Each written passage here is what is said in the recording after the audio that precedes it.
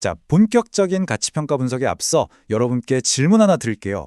혹시 기업 가치 평가하실 때 포털 사이트나 금융 플랫폼에 나오는 베타 값을 그냥 긁어다 쓰신 적 있으시죠? 솔직히 다들 한 번쯤은 그러셨을 겁니다. 안녕하세요. 여러분의 가치평가 멘토 블랙스톤 H입니다. 오늘 우리가 파헤칠 핵심 주제, 바로 펀더멘탈 베타인데요. 오늘 이 해설을 끝까지 듣고 나시면 왜 그동안 기존 베타를 그대로 쓰는 게 그토록 위험한 행동이었는지, 그리고 기업의 진짜 가치를 찾기 위해 펀더멘탈 베타를 직접 구하는 게 왜 필수적인지 완전히 깨닫게 되실 겁니다. 바로 들어가 볼까요? 오늘 살펴볼 내용들입니다. 우선 과거 데이터가 가진 한계를 좀 짚어보고요. 진짜 위험을 결정하는 요인들, 그리고 재무 레버리지의 영향을 살펴볼 겁니다. 이어서 실전에서 바로 쓸 수 있는 상향식 베타 계산 5단계, 마이크로소프트의 실제 사례까지 쭉 훑어보고 마지막으로 아주 흥미로운 생각거리 하나 던져드리면서 마무리할게요. 자, 그럼 첫 번째로 우리가 짚고 넘어가야 할 부분, 바로 과거 데이터, 그러니까 기존 회귀 분석 베타가 가진 치명적인 한계입니다.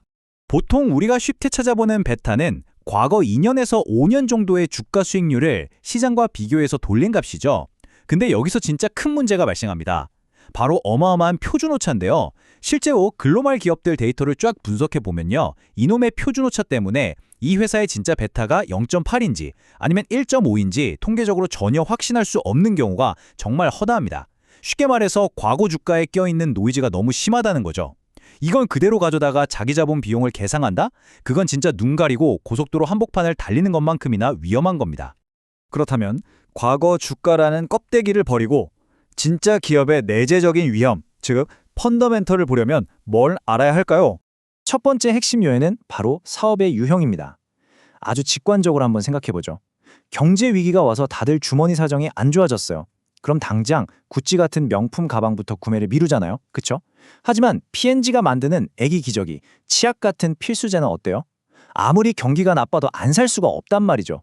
그러니까 명품 같은 재량제를 파는 기업은 필수재 기업보다 거시경제가 흔들릴 때 훨씬 민감하게 타격을 받습니다.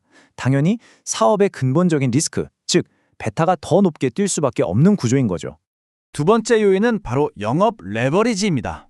이건 기업이 돈을 쓸 때 임대료나 인건비 같은 고정비가 전체 비용에서 얼마나 큰 비중을 차지하느냐를 말하는데요. 고정비가 꽉 차 있다는 건 매출이 조금만 떨어져도 고정비는 꼬박꼬박 나가니까 영업이익이 그야말로 박살이 난다는 뜻입니다. 반대로 매출이 늘면 이익도 쫙쫙 오르겠죠? 자동차 공장이나 항공사처럼 초기에 인프라 깔아두느라 돈이 막대하게 들어가는 사업들이 그래요. 이익 변동성이 워낙 크니까 당연히 펀더멘탈 측면의 베타도 높게 잡아야 하는 겁니다. 자, 다음으로 넘어가서 세 번째 요인, 부채가 리스크에 어떤 영향을 미치는지 재무 레버리지를 한번 살펴볼까요? 화면에 보시면 여러분도 잘 아시는 하마다 방정식이 있습니다. 기업이 빚을 질 때 리스크가 어떻게 커지는지 수학적으로 아주 깔끔하게 보여주는 공식이죠. 핵심만 볼까요? 최종 위험인 차입 베타는 일단 부채가 아예 없다고 칠 때의 순수 사업 위험, 즉 무차입 베타에서 출발합니다.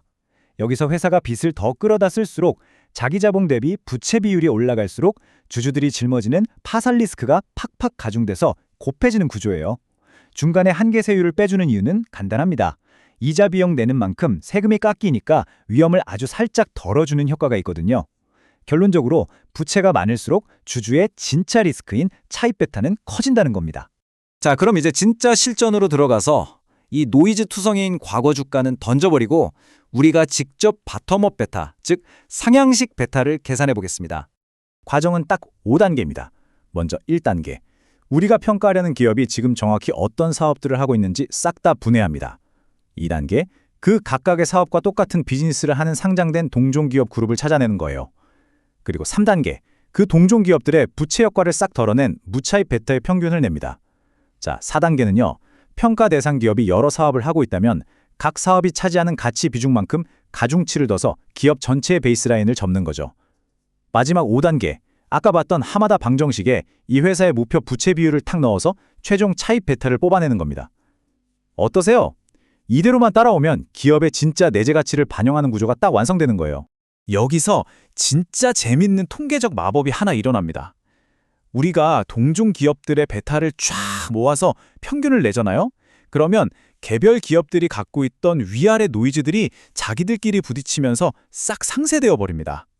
예를 들어 100개의 소프트웨어 회사를 모아서 평균을 낸다고 치면 분모의 루트 100, 즉 10이 들어가면서 전체 표준 오차가 10분의 1로 확 쪼그라들어요. 단일 회사의 과거 주가만 쳐다본 회귀 분석 베타랑은 비교도 안 되게 상향식 베타가 압도적으로 정확해지는 이유가 바로 여기에 있는 겁니다. 이론은 이쯤 하고 실제 거대 기업에 한번 대입해보죠. 마이크로소프트 사례를 준비했습니다. 2024년 기준 마이크로소프트입니다. 다들 아시겠지만 마이크로소프트는 단일 제품만 파는 회사가 아니잖아요? 윈도우나 오피스 같은 소프트웨어 부문이 있고 애저 같은 지능형 클라우드 부문이 크게 자리 잡고 있죠. 시장 데이터를 분석해보면 소프트웨어 부문의 무차입 베타는 1.27로 꽤 높은 편입니다. 근데 인프라 성격이 강한 클라우드 쪽은 0.85로 상대적으로 경기 영향을 덜 받아요.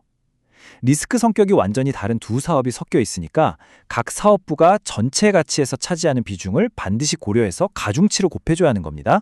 계산은 생각보다 간단해요.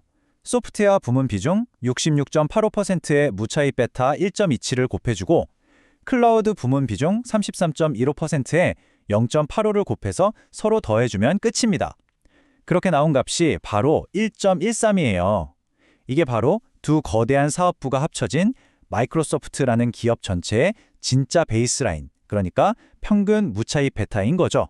과거 주가가 우연히 흔들린 결과가 아니라 지금 이 회사가 진짜로 영위하는 사업의 리스크 구조를 그대로 반영한 오차없는 깔끔한 값입니다. 자, 이제 마지막 방점을 찍어보죠. 방금 구한 순수 사업 위험 1.13에다가 마이크로소프트의 실제 부채 비율과 한계 세율을 하마다 방정식에 넣습니다. 부채로 인한 재무적 위험이 탁 얹어지면서 최종적으로 우리 가치평가 모델에 들어갈 차입 베타는 1.16이 나옵니다. 재밌는 건 뭔지 아세요? 마이크로소프트의 과거 주가로만 돌린 회귀 분석 베타는 겨우 0.88이었다는 겁니다. 0.88과 1.16 차이가 꽤 크죠? 현재의 사업 구조와 재무 상태를 정밀하게 반영한 1.16이 이 회사의 현재와 미래 리스크를 훨씬 더 정확하게 보여줍니다. 이게 바로 우리가 조금 번거롭더라도 버텀업 베타를 꼭 구해야 하는 강력한 이유입니다. 자, 이제 오늘 내용을 싹 한번 요약해보고 여러분의 인사이트를 넓혀줄 문제 하나 띄워드릴게요. 핵심만 딱 짚고 가겠습니다. 첫째, 과거 주가만 보는 회귀 분석 베타는 노이즈랑 표준 오차가 너무 심해서 위험하다. 둘째, 기업의 진짜 리스크는 사업 유형, 영업 레버리지, 재무 레버리지 같은 펀더멘털이 결정한다. 셋째, 동종 기업 평균을 쓰는 바텀업 방식을 쓰면 이런 통계적 노이즈를 확 날려버릴 수 있다. 그리고 마지막으로 다각화된 기업은 각 사업부의 비중을 쪼개서 봐야 미래의 진짜 모습을 제대로 담아낼 수 있다. 다들 깔끔하게 정리되셨죠? 자, 그럼 오늘 분석을 마치기 전에 생각할 거리 하나 던져드리겠습니다. 마이크로소프트가 무려 700억 달러가 넘는 엄청난 돈을 들여서 대형 게임사인 액티비전 블리자드를 인수했잖아요.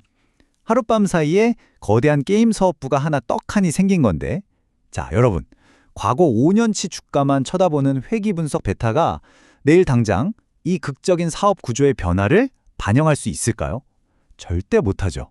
하지만 오늘 우리가 같이 해본 상향식 베타라면 어떨까요? 게임 산업 기업들 데이터 좀 추가하고 가중치만 싹 재조정해주면 바로 내일 당장에 새로운 리스크도 칼같이 측정할 수 있습니다. 기업이 이런 거대한 M&A를 하거나 핵심 사업을 떼어낼 때 이 바텀업 베타가 얼마나 날카롭고 강력한 무기가 되는지 꼭 한번 고민해 보셨으면 좋겠습니다.